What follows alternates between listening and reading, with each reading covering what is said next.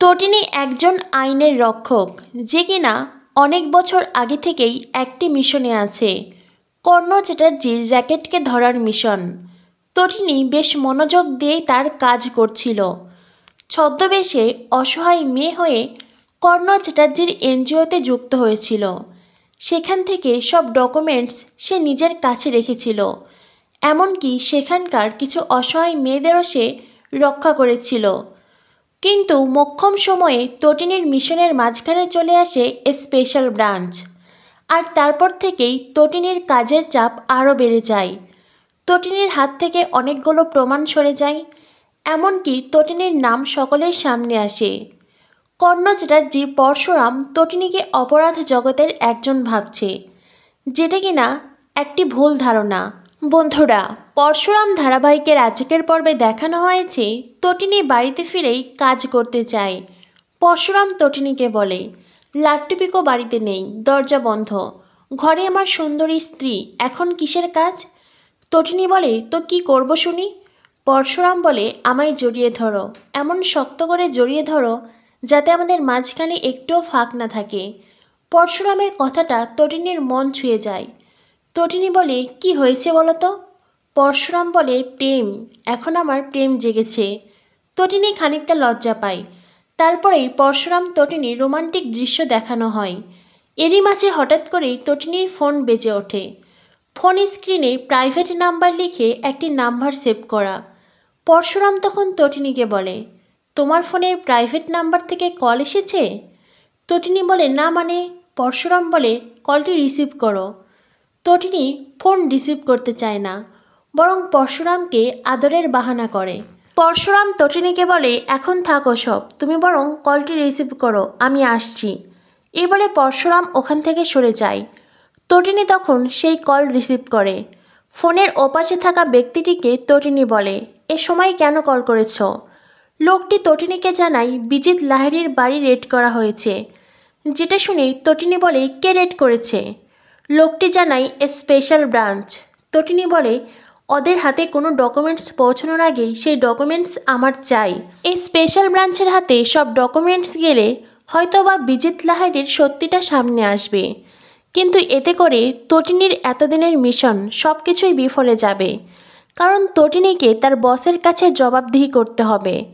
তটিনী একটি দায়িত্ব নিয়েছে, এতকাল সে গোপনে এই কাজ করে যাচ্ছে, গোপনে সব ডকুমেন্টস নিজের কাছে রাখছে। কর্ণ চ্যাটার্জি বিজিত লাহিড়ী সত্যজিৎ মুখার্জিকে ধরার সব পরিকল্পনা করছে, আর এত কাঠখড় পোড়ানোর পরে মক্ষম চালটা যদি স্পেশাল ব্রাঞ্চ দেয় তবে তটিনীর কী লাভ? তাই তো এবার স্পেশাল ব্রাঞ্চের সাথেও তটিনীর লড়াই হচ্ছে, কে আগে বিজিত লাহিড়ী কর্ণ চ্যাটার্জির র্যাকেটকে ধরতে পারে। এদিকে দেখানো হয় তটিনী তার কথা শেষ করে উঠতেই দেখে পরশুরাম তার দিকে তাকিয়ে আছে। তটিনী বেশ ঘাবড়ে যায়। পরশুরাম বলে, কি হয়েছে? তটিনী বলে, না মানে তুমি এভাবে কি দেখছো? পরশুরাম তখন চায়ের কাপ এগিয়ে দেয়। তটিনী বলে, চা কখন বানালে? পরশুরাম বলে, এই তো এক্ষুনি। তটিনী বলে, এরই মধ্যে তুমি চাও বানিয়ে ফেললে? এক কাপ কেন?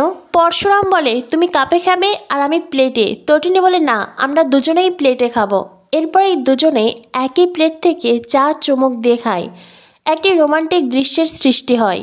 তটিনী পরশুরামকে বলে, আমি তবে এখন আসছি। পরশুরাম বলে, হ্যাঁ যাও, আমি ঘরটা গুছিয়ে ঝাড় দিয়ে বিছানার কাপড় পাল্টে তবেই আমি আসব। তটিনী বলে, সত্যি তোমার মতন বর পাওয়া প্রত্যেকটি মেয়ের স্বপ্ন, আমি ভীষণ লাকি তোমাকে পেয়ে। পরশুরামও জানাই, আমিও ভীষণ ভাগ্যবান তোমার মতনই স্ত্রী পেয়ে। এরপরেই তটিনী পরশুরামকে আই লাভ ইউ বলে। পরশুরাম বলে, বাংলায় বলো। তটিনী তখন পরশুরামকে ভালোবাসি বলে, পরশুরামও তটিনীকে ভালোবাসি বলে। এরপর দেখানো হয় তটিনী বেরিয়ে যায়। পরশুরাম মনে মনে ভাবে, তুমি কে তটিনী? কি তোমার আসল পরিচয়? তোমার কাছে প্রাইভেট নাম্বার থেকে কল আসছে, তোমাকে গুন্ডারা আক্রমণ করছে, তারা তোমাকে শেষ করে ফেলতে চাইছে, তুমি চেম্বার নিয়ে ঘুরছো। তুমি কে তটিনী? তুমি কি অন্যায়ের সাথে যুক্ত? তুমি কি অপরাধ জগতের কেউ, নাকি তুমি কোনো সংস্থার সাথে যুক্ত? পরশুরাম যখন কথাগুলো ভাবছিল তখনই পরশুরামের ফোনে কল আসে। শীতল পরশুরামকে কল করেছে। তবে শীতল এমনি এমনি কল করেনি, শীতলের আলাদা একটি উদ্দেশ্য আছে। এইবার তটিনী সম্পর্কে পরশুরামের মনে বিষ ঢালতেই শীতল পরশুরামকে কল করেছে। কথার ছলেই শীতল পরশুরামকে বলে, তুমি জানো আমাদের র্যাকেটের সাথে কে কে জড়িয়ে আছে? পরশুরাম একে একে সবার নাম বলে, জিৎ মুখার্জি, সত্যজিৎ মুখার্জি, বাব্বার, শীতল আর সেই সাথে বিজিত। এরপরেই শীতল বলে, আরও একজন আছে, তটিনী গাঙ্গুলি। কথাটা বলেই শীতল কল কেটে দেয়। আর তারপর থেকেই পরশুরামের মনে চলতে থাকে নানান প্রশ্ন। শীতল কথাটা বলল, তবে কি তটিনী সত্যিই অপরাধ জগতের সাথে যুক্ত? তটিনী কি শীতলদের র্যাকেটের সাথে যুক্ত? অন্যদিকে বাব্বার বলে, আপনি যে বললেন তটিনী অপরাধ জগতের একজন, কিন্তু এটা তো সত্যি নয়। শীতল বলে, সেটা তুমি আর আমি জানি, পরশুরাম তো এখনও জানে না। তাই তো পরশুরামের মনে বিষ ঢাললাম। যতই হোক স্বামীর মন তো। এইবার পরশুরাম তটিনীর আসল পরিচয় খুঁজে বার করবে, সব ডকুমেন্টস সংগ্রহ করবে, আর পরশুরামকে ফলো করবে তুমি। যখন আসল চাল দেওয়ার হবে তখন আসল চাল আমি দেব। এদিকে দেখানো হয় তটিনী বাড়িতে ফিরে আসে। শীতল বাব্বার আনন্দে হাসতে থাকে। এদিকে তটিনী বাড়িতে ফিরে এসে দেখে আয়ুষী মন খারাপ করে বসে আছে।